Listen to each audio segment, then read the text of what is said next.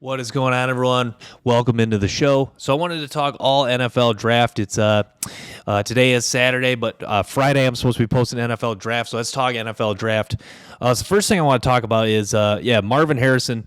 It seems like he's going to be a lock to be the consensus number one wide receiver in this draft. I think it's interesting. I think some other guys, Xavier Worthy from Texas, could be in the mix. The big conversation is who is the second best receiver in next year's draft class. Worthy will be in the mix. I think Mario Williams from USC, the receiver Romeo Odunze from Washington, Chris Hudson, receiver from Florida State. Chris Hudson, the receiver from Oregon, the Florida State receiver. His name escapes me. The really tall Florida State wide receivers that be in the mix. So the battle for number two, Emeka Egbuka, another guy from Ohio State. Actually, I think Egbuka has jumped into the number two consensus wide receiver now. So, yeah, who will be the second guy to Marvin Harrison is one of the biggest burning questions, because you feel like Marvin Harrison is the lock for the number one wide receiver in the NFL draft. It's kind of like Bijan Robinson was the lock for the number one running back next year. If someone jumps, if there's a site or if there's an expert or an anonymous NFL scout come out and put a receiver above Harrison around draft time next year, I think that'll make big headlines, and that'll be a very hot take, and it'll be a take that someone really needs to explain. So let's talk. Brock Bowers is the top tight end. Brock Bowers is just an animal. I mean, this dude is, he's Gronk-like. I think he'll be talked about similar to like how Kyle Pitts was talked about. Kyle Pitts was talked about, not just a tight end, a guy that you can put in the slot, just an offensive, a little bit like Bijan, just an offensive weapon, a guy who, you can line him out the backfield. He's good with end arounds. He's a lot faster than you think when you watch Brock Bowers. There's plays where he turns the corner, and it's just like, man, is that guy that big is moving that fast past people? It is just crazy. Brock Bowers, and a guy that's, I think he's listed at 6'4", 6'5". I think he's legitimately at least 6'4". You know how the program measurements are a little bit higher than the actual measurement, so I think he is 6'4", but a really, really good player in Brock Bowers. He's gonna be a guy that'll be a key piece to this Georgia team this year. Another guy, Javon Bullard, staying with the Georgia Bulldogs. Javon Bullard, excellent safety. He's gonna be listed as safety come draft time, but he's a guy that plays nickel. Bullard, excellent all around player. A guy with good body control, good change of direction. I think he's got fluid hips. You see his agility when he's in and out of breaks. He's a guy that covers really well in man-to-man, really sticky, and you can see him get his hand in there and make plays on the ball. So Javon Bullard going to be one of the top safeties. Caleb Bullock, the USC safety, will be up there. Andrew Makuba from Clemson. Makuba's a nice player, really can fly down and make some tackles. He's got some ball skills as well. Cooper DeJean from Iowa. DeJean's got a really strong, lean, muscular build. He's a guy that really just looks like an NFL safety on the field. Yeah, some of the other top guys. Caleb Williams, consensus number one quarterback. Drake May is kind of up there. You see some mock drafts have Drake May going second overall. I think it might have been Todd McShay's mock draft that had Drake May going second overall. I know some people like Drake May. I am not a believer in Drake May as far as his talent being a second overall pick, but I was impressed what I've seen from Drake May. I watched him in the bowl game against Oregon. I think he's a really good player. I think he's got some good traits about him. I think he's athletic. I like that he can make throws on the run. He's got good size. He's fairly accurate, a deep ball thrower. So there's some things to like about Drake May. I just don't know if I'm ready to say I would take him with the second overall pick, but a really nice player nonetheless. Some other quarterbacks, Michael Penix Jr., Yeah, Michael Penix. There's a lot of people, a lot of draft experts I listen to or like Michael Penix a lot. I think he'll be a guy that will get more and more buzz as the season goes on. I think especially if Washington has a really nice season. Washington quietly has got some NFL dudes. Braylon Trice, that defensive end's a good player. Trice is a big physical player who's got really good play strength. I like the way he sets the edges. He's got a very effective rip move. So yeah, I'm a fan of Braylon Trice. I think listed right now as the number 4 consensus edge rusher. I think he could definitely can move up. Some other guys up there, Dallas Turner. Dallas Turner, I was a little disappointed. He doesn't win with a lot of with power or just overpowering a tackle more often than I thought. A lot of it's just like if a quarterback holds onto the ball too long and he can get to the quarterback just because he's got enough burst and enough motor to get to the quarterback. So I was a little disappointed watching with Dallas Turner. He kind of reminds me of Will Anderson. It kind of just guys that make plays just hustling because their coverage is so good. Even though they're high effort, high motor guys, they play at a big time program. He was a 5-star out of high school. They check all those boxes, but there's just not enough. I want to see a guy that can just overpower tackles, and that Braylon Trice from Washington really overpowers tackles, and that's what I like.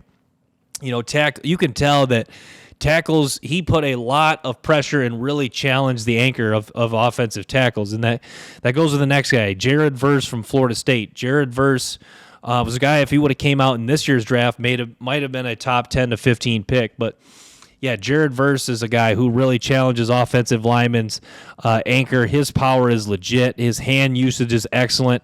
He does a good job of, Trice and Jared Verse, I should say, do a good job of swiping, getting hands off him. They do not allow offensive tackles to get their hands on him. Verse is a guy that other teams, you saw guards on that same side that he was challenging the tackle. You saw the guards were really aware of this guy, and Verse has some bend. He can challenge offensive tackles on the high side, and he's a dude that he made an impact early in that LSU game. You saw him block that extra point or the game-winning. He blocked the extra point that would win the game for LSU. So yeah, I mean Verse is a really, really, really good player for the Florida State Seminoles, and he'll be a guy that's going to be in the discussion as a top 5 pick.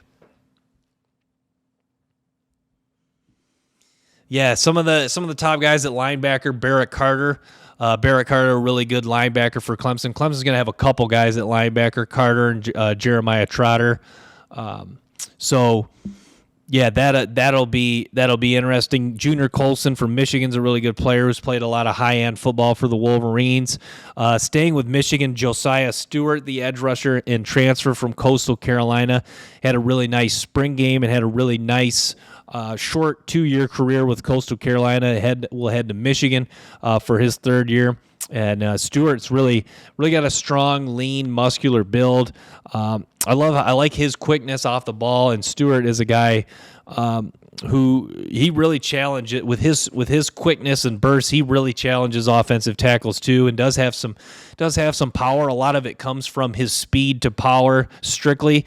He's not just I don't think he's super naturally strong just in the upper body. Like if he just took on an offensive lineman with no momentum, I don't know if he could rip him off that way. But once he gets going and really converts that full speed into power, that's when he is dangerous. So yeah, Josiah Stewart, I think will have a good year at Michigan, and Michigan seems to be churning out really good defensive ends.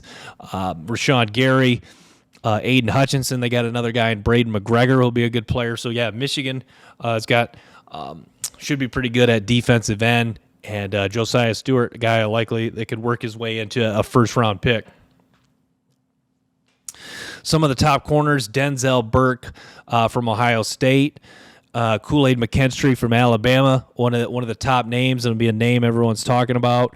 Cooper DeJean from Iowa, safety. That I touched on too, but DeJean could be a corner as well. Some of the other corners, James Marshall from Florida will be a guy that's he played a lot of football for Florida, played pretty well.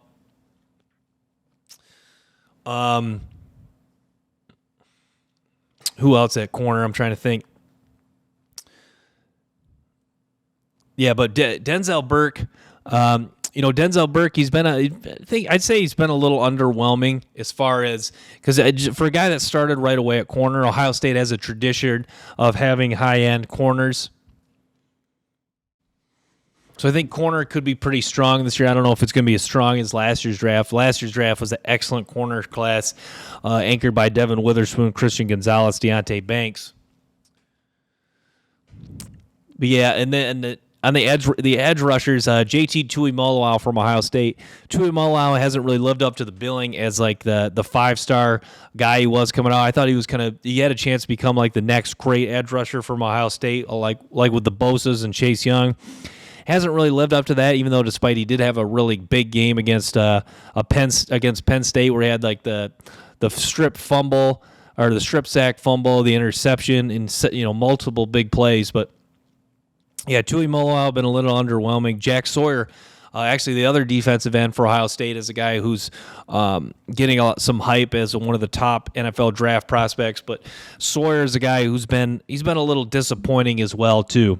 So. Yeah, Sawyer, Tuimoloau.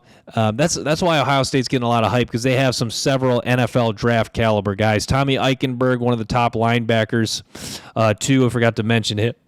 Eichenberg, I thought he was going to come out after this year's draft, but he chose to return to Ohio State for another year. Eichenberg, just a really good all-around linebacker, leader for Ohio State, a guy that plays hard. I think he's really tough. Eichenberg. Choosing to return to Ohio State next year. We'll see how he plays. We'll see if he can improve his draft stock. But I'm a fan of Eichenberg overall. He's a super tough dude. Played through it was like 2 broken thumbs this past year, so a fan of his game overall. But yeah, this receiver class, Johnny Wilson's the other guy at Florida State. This receiver class, I think, should be stronger overall this year. I think what'll be interesting is everyone's saying how top heavy or how good this class is overall. I think when it's all said and done, though, it might be just a little top heavy, because you could argue there is a drop off after Williams, Harrison, and Brock Bowers. You could argue there is a little bit of a drop off, but a lot of good players in this class nonetheless. Illinois is going to have a good defensive end too. Yeah, Illinois. It was a crazy how much NFL talent they produced the last couple of years. The Brown brothers, Witherspoon, Quan Martin. So yeah, Illinois is doing something right as far as getting some NFL guys. South Carolina, another guy. I forgot to mention. At wide receiver, Antoine Juice Wells. I think Wells could definitely challenge for that number 2 spot behind Marvin Harrison. Wells, a guy who's built a lot like Jamar Chase. I'm not saying he is Jamar Chase, but he has. He did have some games where he made Jamar Chase-like impact, just big plays, almost unguardable, using his size, ability to go up and get the ball. And just being an ultimate competitor. So I see a little bit of Jamar Chase in him. And, Spencer Rattler, obviously sticking with South Carolina. Spencer Rattler will be interesting. I've talked about both those guys. I did videos about both those guys in this channel. So those guys will certainly be guys to keep in mind. But sticking with rankings, running backs. Michigan may have the top 2 running backs in the country, Donovan Edwards and Blake Corum. I think Donovan Edwards will be seen more highly than Blake Corum. I think I would have really liked to see where Blake Corum would have went if he would have came out in this draft class. I think he probably would have, because Pro Football Focus, before he didn't declare, Pro Football Focus had Blake Corum as the number 2 back in this upcoming draft. So I think Corum probably would have been the consensus, maybe 3rd or 4th guy, probably behind Gibbs or Bijan.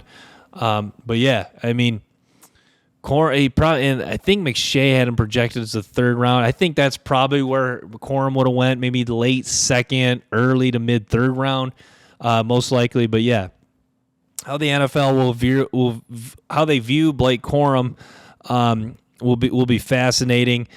Donovan Edwards, I feel like it projects better to the NFL just because of his receiving ability, his size, and just how lean he is.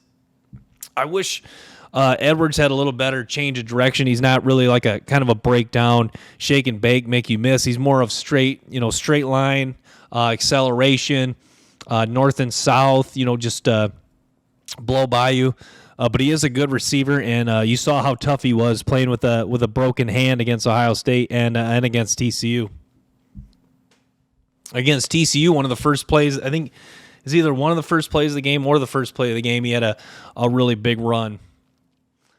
But also at running back, Will Shipley from Clemson. Shipley has been really good. He was a guy that was really highly rated coming out of high school. You saw him on that one podcast. He sounds like he's a really good dude, a guy that's really driven to work hard. So, yeah, I'm excited to see what Will Shipley does for Clemson this year. And, he's a guy I think he's a consensus number 4 running back. So I'll be excited to see how NFL evaluators see Will Shipley. Jace McClellan from Alabama is another guy to keep in mind. I don't think running back, this draft class we just had was really good at running back. I don't think this draft class is as good, but there's still a lot of good running backs too, that I think will be good in the NFL. Also, going back to corner, I like Kalen King a lot from Penn State. Kamari Lassiter is a guy that's played a lot of football for Georgia. I don't think he has enough high-end level traits as I like, but I think he's a good player. I think this could be a guy that probably goes somewhere like maybe the 4th through a day 3 guy that with some upside, maybe kind of like Keely Ringo, except doesn't have like the size that Ringo has.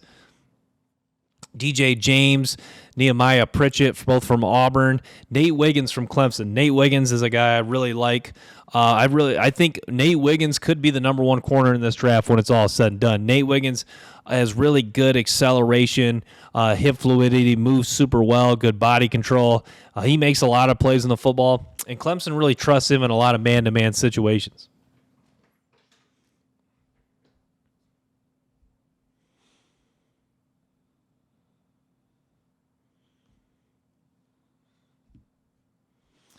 Interior offensive line, Donovan Jackson from Ohio State, Cedric Van Pran, Connor Colby, some of the guys, top guys on the consensus board.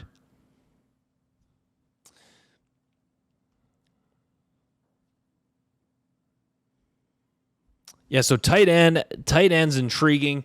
Brock Bowers, the consensus 1. Jatavion Sanders from Texas, a guy I really like. Cade Stover from Ohio State, a really good overall player 2. Jaheim Bell, an excellent tight end who played at South Carolina and now is with the Florida State Seminoles. So yeah, Florida State done a really good job of bringing in transfer or talent in the transfer portal that projects well to the NFL. Eric All, a guy that played at Michigan, a guy who, based on being a pretty big time 4-star recruit out of Ohio, was pretty underwhelming. But I think Eric All does have an NFL future. We'll see how he does this upcoming year at Iowa. Playing with other Michigan transfer, Cade McNamara. Nebraska, Eric Gilbert. Eric Gilbert, a fascinating story. Former number 1 overall tight end recruit coming out of high school. I think he was the number 4 overall recruit in 2020. Began his career at LSU. Then in 2020, then 2021, just didn't play football at all, and then transferred to Georgia this past year. Just didn't really get on the field, and so heads to Nebraska now for his 4th year in college. We'll see if he can try to get his career back on track. Jake Bringingstool is a nice player out of Clemson, and then Benjamin Urasek. Urasek has really slipped down the list. Urasek heading into I thought he was going to come out this year, and I thought he'd be a top 5 tight end, but he has slipped down the list. But yeah, I think he's got some good traits, so I think he'll get back in the mix. But yeah, No, the tight end class overall is pretty strong in Bowers, Jatavion Sanders, Stover. Sanders was a high recruited guy coming out of high school. Jaheim Bell, really good player, coming out of what he did with South Carolina those first few years.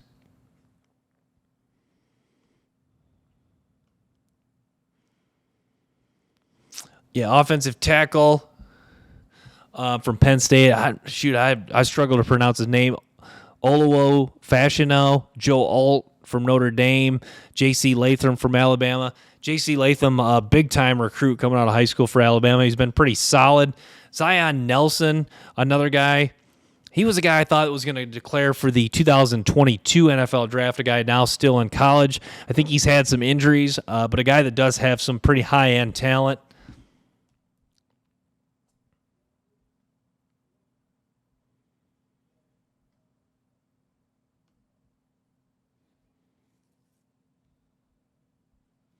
Going back to running back. Yeah, I forgot Ohio State, Travion Sanders. They also have Mayan Williams. So yeah, Ohio State and Michigan both with two NFL draft caliber running backs on their team. Braylon Allen from Wisconsin. Allen, a really good player. It was rumored he was going to transfer from Wisconsin, but looks like he's going to stay there. Trey Benson, Florida State. So yeah, I mean, this running back class, well, it may not be as strong as this past year. There's still a lot of good players in it.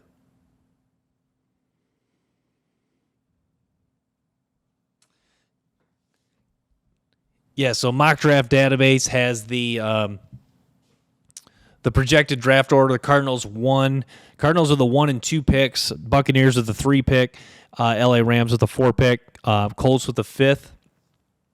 Washington with the 6th pick, Atlanta with the 7th, Green Bay 8th, Tennessee 9th, and then the Bears 10th to round out the top 10. I think the Washington Commanders are going to be really bad. I think they will be a team that I think could be in the market. If, say, Arizona does have the first overall pick and they want to stick with Kyler Murray, I think Washington would be a team that would be interested about trading for Caleb Williams, to go, or trading up to the first pick to go get Caleb Williams.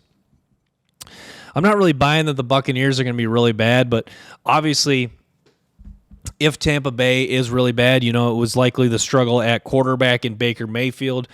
So if Tampa Bay is really bad, they could be a team that would be in the market for trading up. Say Arizona is one, trading up to get a quarterback.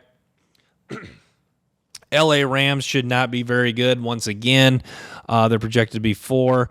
Atlanta, probably not going to be very good. And Green Bay, too, another team.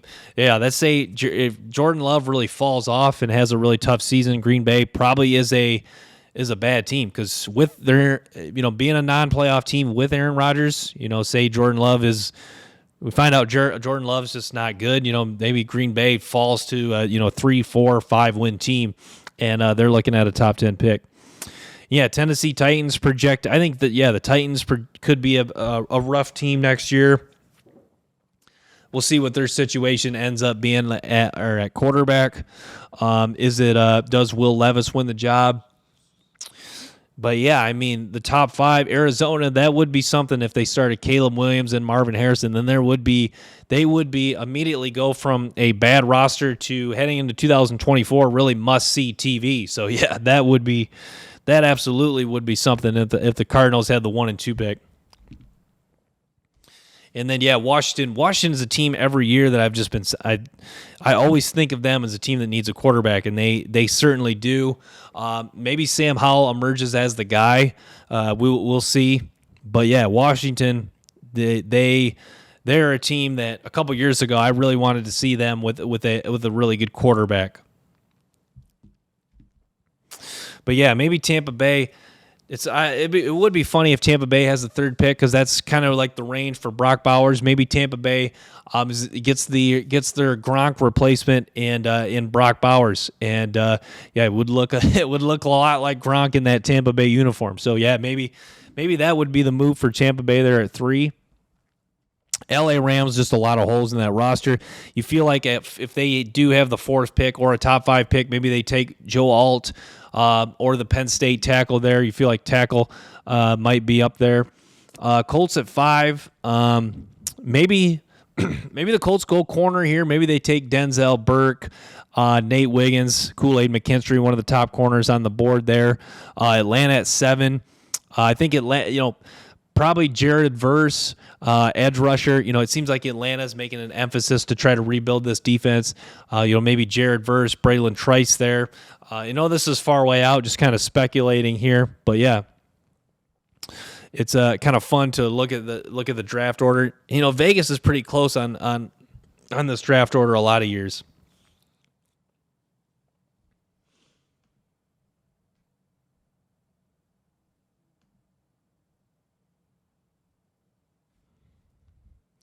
Some of the D tackles, Mason Smith. Mason Smith, a guy that got hurt in the very first game against Florida State, but a really talented guy, former big-time recruit, and they're expecting Brian Kelly, the LSU coaching staff, are expecting really big things from Mason Smith this year. Jerzon Newton from Illinois, another guy who would be one of the top D tackles. Michael Hall Jr. Hall Jr. really kind of like, I shouldn't say like Mason Smith because he didn't get hurt, but Hall flashed early on against Notre Dame in week 1, and just, his play kind of leveled off after that. But still, I think a guy with some upside at D tackle. Rook Aurora, a really nice player from Clemson. I think he'll be a guy that'll rise. Right now, he's a consensus 3, 4, 5, consensus 6 overall defensive tackle. I think Aurora has a chance to be one of the number 1 or the at least top 3 guy. Nazir Stackhouse from Georgia, a good player, a guy who kind of was a rotational guy, but a really good player nonetheless for the Georgia Bulldogs. Tyler Davis from Clemson. Brandon Dorless. Brandon Dorless has been really solid for Oregon. Corey Foreman, a guy that was a former number 1 recruit out of high school. He's flashed a little bit. He just hasn't really gotten a lot of snaps, but a guy that has some upside as well.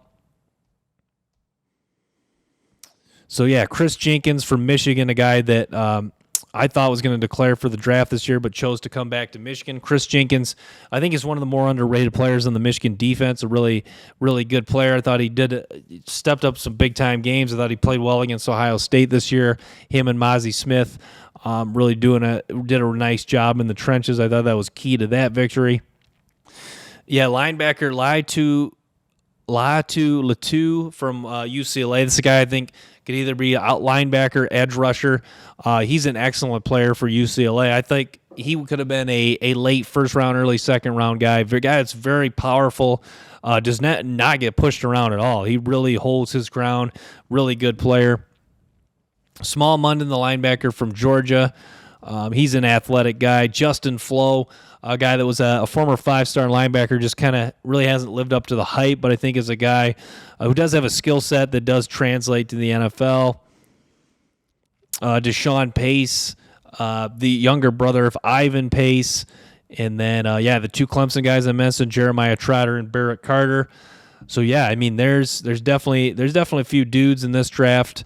At linebacker, Dumas Johnson. I don't know how well Dumas Johnson's game will translate to the NFL. He just seems like a rock-solid college linebacker because, his movement skills aren't necessarily the greatest, but his guy that just, just a really good college player, reads plays well, kind of the captain of that Georgia defense. So, yeah.